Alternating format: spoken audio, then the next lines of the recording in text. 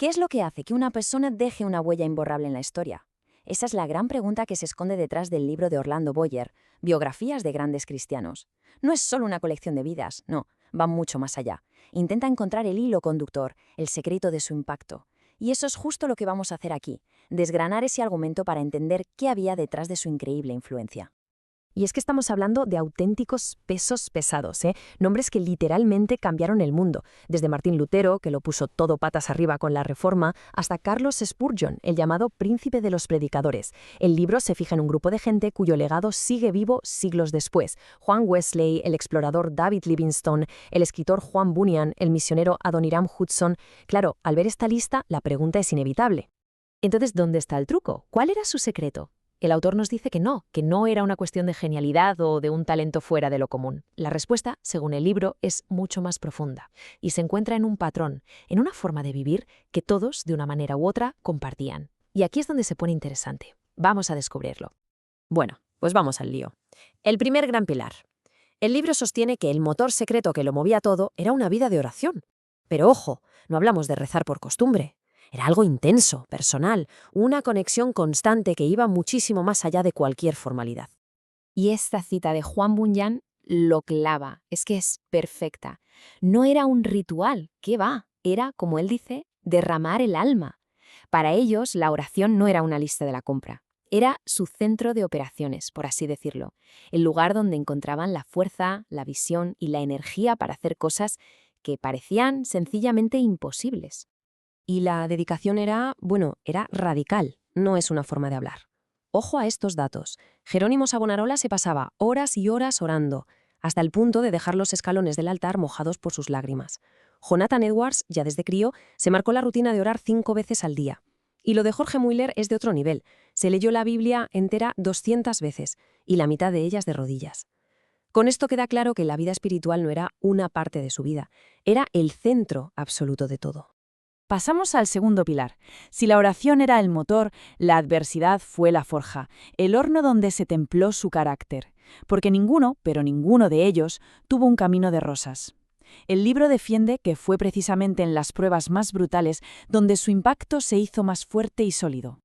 El caso de Juan Bunyan es el ejemplo perfecto. Su historia es tremenda. Lo calumniaron públicamente, lo sentenciaron por no seguir a la iglesia oficial, y como resultado, se pasó más de 12 años en la cárcel. Parecía el fin, ¿verdad? Pues no. Fue justo ahí, aislado en una celda, donde escribió su obra maestra. Ese sufrimiento se convirtió paradójicamente en la etapa más productiva de su vida, y su legado fue tan grande que se ganó el apodo de Obispo Bunyan. Y fijaos en este contraste que es brutal. Le llamaron de todo, hechicero, cuando en realidad era un soñador inmortal. Jesuita, contrabandista. Básicamente lo acusaban de traficar con ideas prohibidas. Eran ataques para hundirle. Pero al final, la historia no lo recuerda por los insultos, sino por su obra, El progreso del peregrino, uno de los libros más leídos de todos los tiempos. O la historia de Juan Wesley, que es de película. Las iglesias le cierran las puertas en las narices. ¿Y qué hace? ¿Se va a casa derrotado? Para nada. Se sube a la tumba de su propio padre y se pone a predicar. El resultado, la mayor multitud que había visto el pueblo en su vida. Convirtió un portazo en el altavoz más grande que podía imaginar. Y esto nos lleva de cabeza al tercer y último punto en común. Una valentía increíble para innovar, para romper el molde. No se conformaban con hacer las cosas como siempre se habían hecho. Si algo no funcionaba, creaban un método nuevo. Y ojo, que esto no les salió gratis. Les llovieron críticas por todos lados. El caso de Jorge Whitefield es genial. Tenía un problema. Las iglesias se le quedaban pequeñas. ¿La solución? Pues si no cabemos dentro, nos vamos fuera. Empezó a predicar en campos abiertos, algo radical para la época. Fue una auténtica revolución. En vez de esperar a que la gente viniera a él iba a donde estaba la gente. Simple, pero genial. Luego está Guillermo Care. Un zapatero. Sí, un zapatero. Imagínate la escena, un taller lleno de cuero, martillos y herramientas, y en la pared un mapa del mundo que había hecho él mismo. ¿Para qué? Para pensar y planificar cómo llevar su mensaje a todo el planeta. Desde la humildad de su taller, estaba diseñando una estrategia global. Por algo le llaman el padre de las misiones modernas. Y si hablamos de romper moldes, lo de Hudson Taylor fue quizá lo más controvertido. Para conectar de verdad con la gente en China, decidió adoptar su forma de vestir y sus costumbres, hasta se dejó la coleta. Claro, otros misioneros occidentales se escandalizaron, pero él entendió algo clave. Para llegar a la gente, a veces tienes que derribar primero tus propias barreras culturales. Así que si juntamos todas las piezas del puzzle que tenemos, vemos un patrón clarísimo. 1. Una vida de oración que era el motor de todo. 2. Una capacidad de resistir y crecer en la adversidad.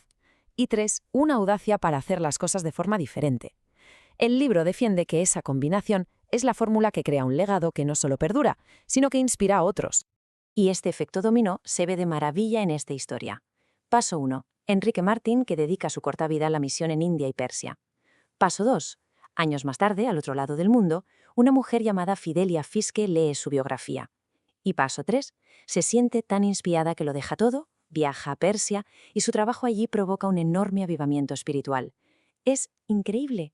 Una vida enciende la llama en otra a través de continentes y generaciones. Y así llegamos al corazón del asunto, a la tesis central del libro. Su grandeza no era algo con lo que nacieron, no era un don ni un carisma especial, era algo construido.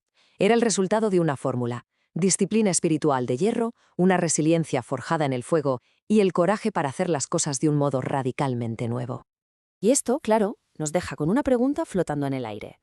Si el secreto de estas figuras no estaba en un talento fuera de serie, sino en la disciplina, la resiliencia y la innovación, ¿qué es lo que de verdad define una vida de impacto hoy en día?